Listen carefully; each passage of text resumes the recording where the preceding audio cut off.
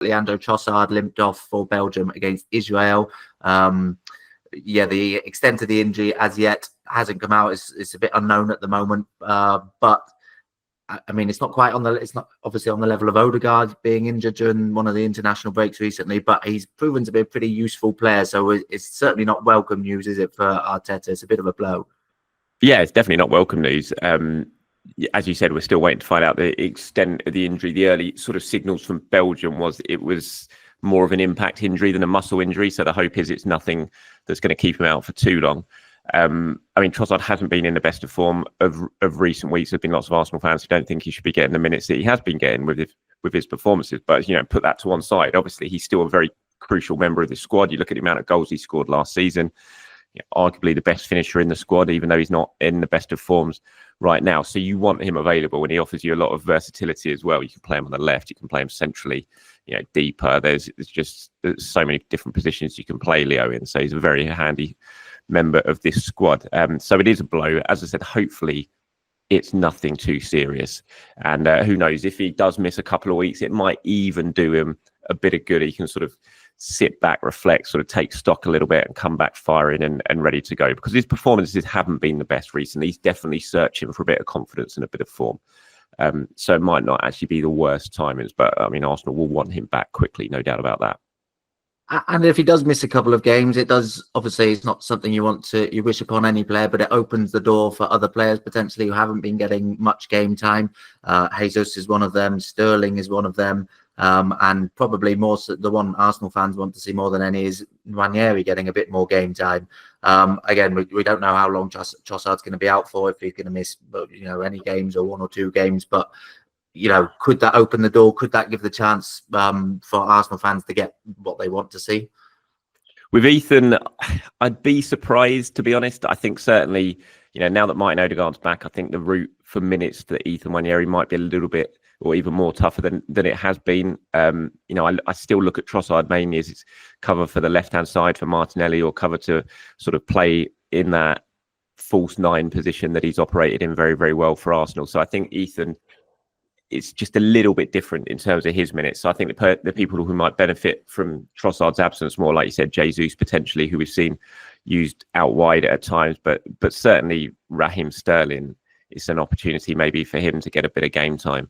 The return of Martin Odegaard just before the international break, and the fact that he didn't go over Norway, you would expect he is going to be fully ready to go when the Nottingham Forest game rolls around at the weekend. And for Arsenal, that's just a huge boost, absolutely massive boost. And then putting him back into his usual position, then you've got the option for the first time, arguably this season, of maybe seeing the first choice midfield that I think we all expected Arteta to go with when Mikel Merino came in, which was potentially Declan Rice dropping back into that number 6 role and having Odegaard and Merino playing ahead of him as the sort of 2 rotating number 8s, if you want to call them that. So there are options maybe available to Mikel now that he didn't have in previous weeks leading up to the international break. And for Ethan Nwaneri, and for people, and there's a lot of them who really want him to get more minutes and think he deserves more minutes. I mean, he scored a fantastic goal for England under-19s again during the international break, which again led to more calls for him to come back. But I do feel maybe that his chances are probably going to be a little bit more limited now than they even have been while Odegaard's been away.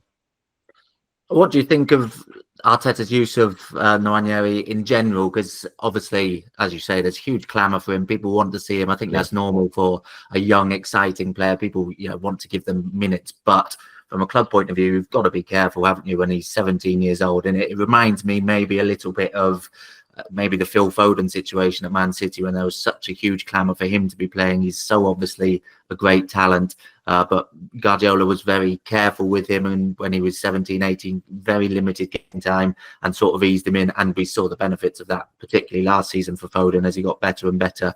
Do you see sort of similarities in that, or how do you feel Arteta's sort of coped with Nwaneri and the clamour for him to be involved a bit more?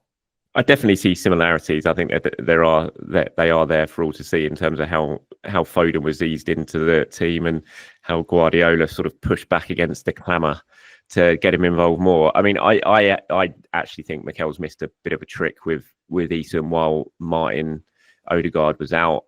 I felt out of everyone in the squad, the only player who could really provide what Odegaard, I mean, not what Odegaard did, because you can't compare it. Obviously, they're completely different age spectrums and experience, but his attributes, Ethan's attributes, are probably the most similar to Martin's in the squad. And when you let Emil Smith-Rowe go, when you let Fabio Vieira go, and you're relying on Odegaard to stay fit, when he doesn't stay fit, the one player there who could have given you something similar to what Martin could give you was Ethan Nwaneri. And whenever he came on the pitch, you could see it was just an immediate impact. You know, he looks ready. Yes, he's really, really young, but from what we've seen when he's on the pitch, and that's all we can really judge him on, is he looks ready and he looks perfectly at home in the environment of the Premier League and potentially even the Champions League. You saw in a brief spell into Milan, he came on and made something happen. Didn't lead to a goal, but he made something happen that no one else had really on the pitch during that second half.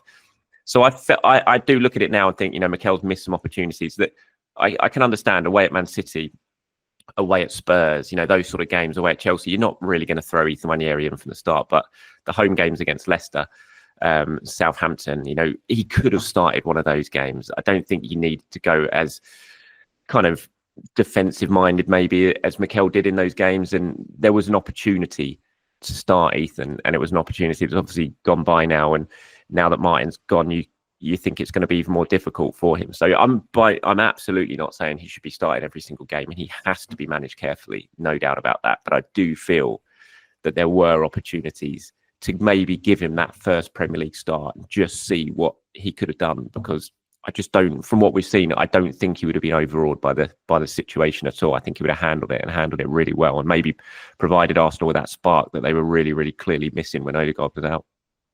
Yeah, I suppose it's a difficult balance to strike, and you can point at successes. Obviously, you mentioned Foden there, but you point at successes of players who have been thrown into the deep end at young ages. I mean, Barcelona seem to be churning them out quite a lot at the moment.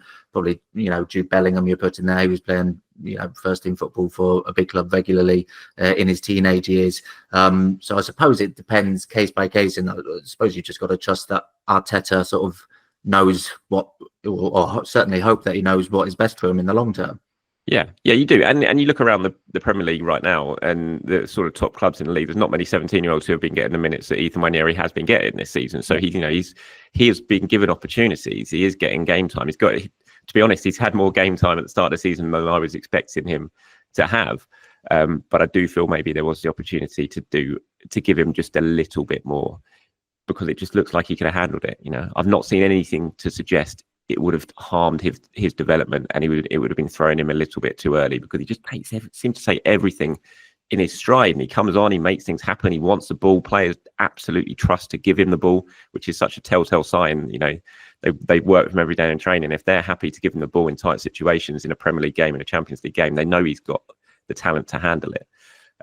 So I do feel there was an opportunity missed, but it's easy for me to say. I'm not the manager, am I? I've got this sort of 17-year-old kid that I'm trying to nurture and bring through the best way I possibly can. So obviously Arteta's the manager and he does know best, but I think there's certainly, not just me, there's a lot of Arsenal fans out there who maybe wish we'd seen a little bit more of Ethan during this time.